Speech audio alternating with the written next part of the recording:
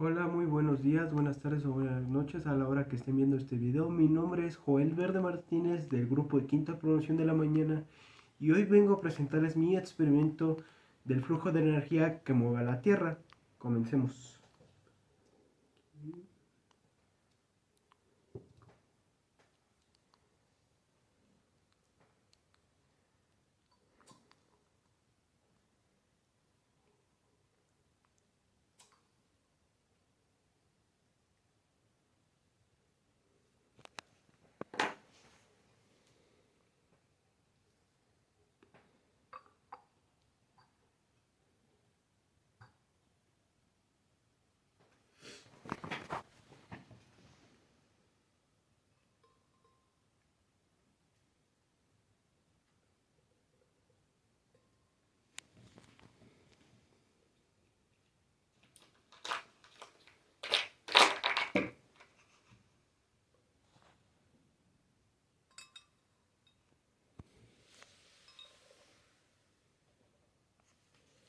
El experimento dice que tengo que sacar la temperatura aproximada de la zona caliente y zona fría. Entonces vamos a sacar la temperatura de la zona caliente.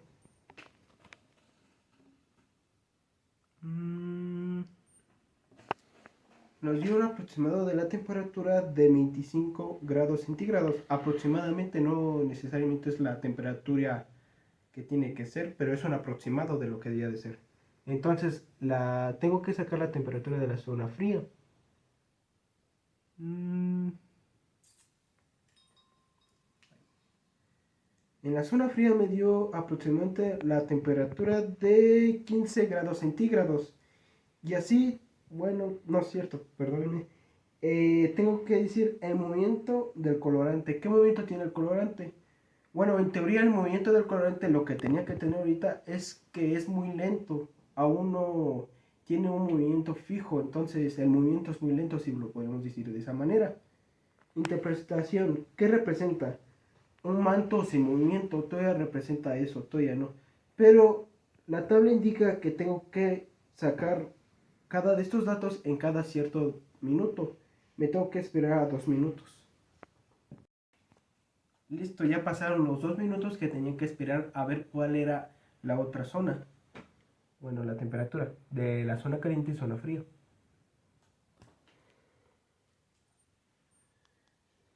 La temperatura aproximada de ahora de la zona caliente me dio aproximadamente 35 grados centígrados.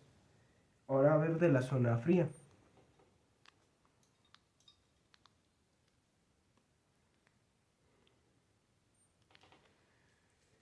De la zona fría me dio aproximadamente una temperatura de 12 grados centígrados. Ahora, movimiento del colorante. Se mueve lentamente hacia arriba. En teoría se movía mover lentamente hasta arriba la tinta. Tendría que subir por acá y ese tendría que ser el movimiento de hasta entonces. Interpretación. ¿Qué representa? El, el material caliente del manto asciende. Es decir, apenas está haciendo efecto el lado caliente. Entonces, como lo dije, asciende la zona caliente.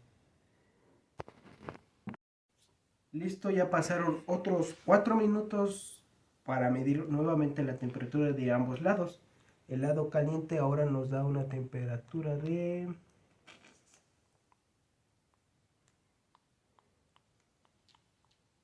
La temperatura que nos dio ahora es de 47 grados centígrados.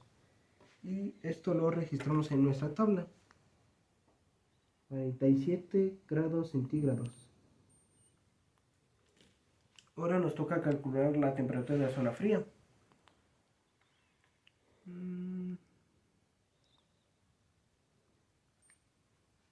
Que nos dio alrededor de una temperatura de 8 grados centígrados. Eso significa que está bajando, por lo menos en la zona fría.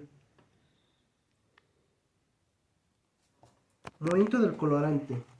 Pues se podría decir que en la zona caliente pues sube la tinta o el recipiente que habíamos echado y luego asciende a la zona fría, pero hace que se baje, entonces crea ese ciclo, entonces está creando lo que queremos ver.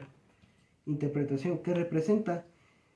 Se podría interpretar cómo se forman las corrientes de convección.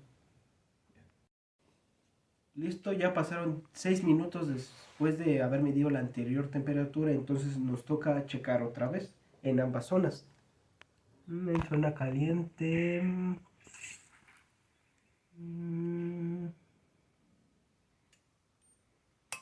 nos dio aproximadamente una temperatura de 55 grados centígrados.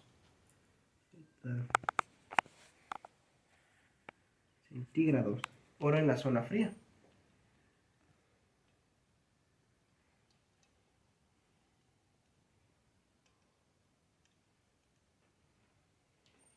Que nos dio alrededor de una temperatura de 7 grados centígrados. 7 grados centígrados. Ok, entonces ahora el movimiento del colorante. Pues se podría decir que el movimiento del colorante tendría que ser más rápido en teoría. Interpretación, ¿qué representa? Representa las placas tectónicas. Entonces, listo, ya pasaron 8 minutos de la última vez que medimos la temperatura de ambas zonas. Entonces, otra vez nos toca medir la temperatura.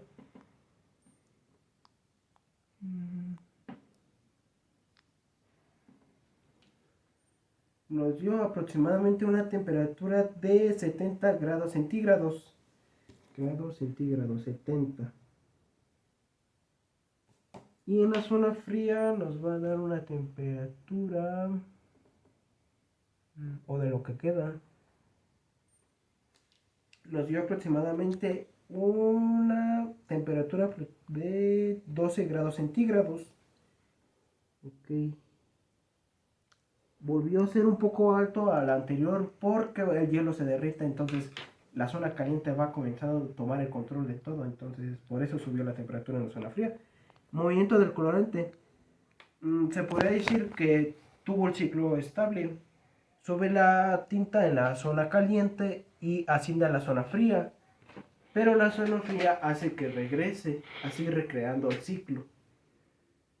Interpretación, ¿qué representa? Movimiento constante del manto que causa los signos. Los signos, sí. Listo, entonces así concluimos con todas las temperaturas medidas y a continuación voy a hacer una recopilación de todos los datos capturados en mi tabla. En el 0 minutos tuvimos un 25 grados centígrados, tomando en cuenta que era temperatura ambiente. En ese momento la zona fría tenía una temperatura de 15 grados centígrados. Movimiento del colorante. El colorante no se movía mucho, entonces para ese entonces el movimiento era muy lento. ¿Qué representa? Representaba un manto sin movimiento. Para después, 2 minutos después, tuvimos una temperatura en la zona caliente de 35 grados centígrados y en la zona fría tuvimos una temperatura de 12 grados centígrados. ¿Cuál fue su movimiento? Su movimiento fue que se volvió lentamente hacia arriba. Ella comenzó a tener un poco de movimiento, pero muy lento todavía. ¿Qué representa? El material caliente del manto asciende. Entonces, como lo expliqué, el calor asciende para acá. Eso significa que asciende el calor. Para después, 4 minutos, tuvimos una temperatura en la zona caliente de 47 grados centígrados. Y en la zona fría tuvimos una temperatura de 8 grados centígrados. ¿Cuál fue el movimiento del colorante? Fue el que subió a la zona caliente y bajó por la zona fría. ¿Qué representa? Representa que así se forman las corrientes de convección. Para después 6 minutos tuvimos una temperatura en la zona caliente de 55 grados centígrados. Y en la zona fría tuvimos una temperatura aproximada de 7 grados centígrados. Su movimiento del colorante fue que el movimiento fue más rápido. Para ese entonces el movimiento comenzó a ir más rápido. ¿Qué representa? Representa las placas tectónicas que ocurren en la Tierra.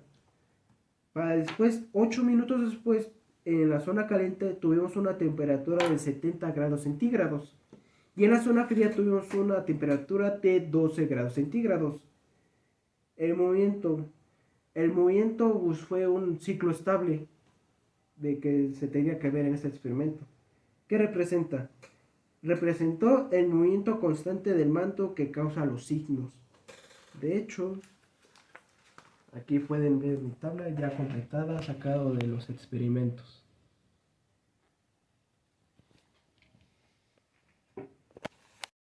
Ok, una vez finalizado nuestro experimento, nos toca hacer las preguntas de análisis. ¿Qué ocurrió con el colorante al calentar el agua? El colorante caliente comenzó a moverse en la zona caliente, perdón, en la zona caliente y comenzó a ascender a la zona fría, regresando todo ese colorante hacia nuevamente a la zona caliente, así creando un ciclo.